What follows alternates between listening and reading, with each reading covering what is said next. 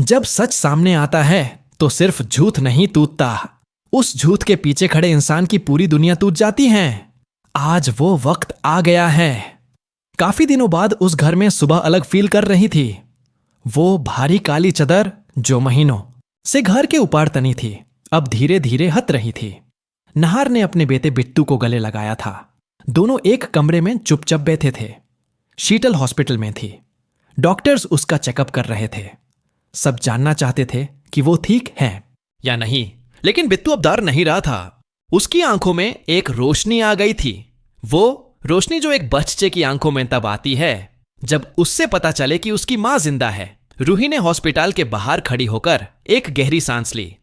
वो थका हुआ इंसान था जिसने काफी वक्त बाद चैन लिया हो। स्पार्श पास में खड़ा था। दोनों के बीच खामोशी थी, लेकिन यह खामोशी पहले जैसी नहीं थी। पहले की खामोशी में झूठ था, डर था, शक था। अब की खामोशी में एक आराम था, एक ठहरा हुआ सुकून जो बहुत मुश्किल से हासिल होता है। स्पर्श ने कहा, रूही, मैं जानता हूं कि जो मैंने किया है उसकी कोई माफी नहीं, पर फिर भी शुक्रिया। तुमने मुझे आज एक मौका दिया कि मैं कुछ सही कर सकूं। रूही ने एक पल के लिए स्पर्श को देखा, कुछ नहीं बोला, बस सिर हिलाया। कभी कभी खामोशी जवाब से ज्यादा पावरफुल होती है। इंस्पेक्टर चौरासिया ऑफिस में बैठे थे। उनके हाथ में वो डीएनए रिपोर्ट थी जो रूही लाई थी। उनके सामने शीतल के लाइव होने की कंफर्म रिपोर्ट थी। उनके सामने स्पर्श का कन्फेशन था। और अब पूनम और रोमिल भी आ गए थे अपना बयान देने। इंस्पेक्टर ने पूनम की तरफ देखा। तुम क्या जानती हो जो अभी तक नहीं बताया? पूनम ने हाथ जोड़ो और कहा, इंस्पेक्टर साहब, जो शीतल के साथ हुआ वो सिर्फ स्पर्श की करतूत नहीं थी।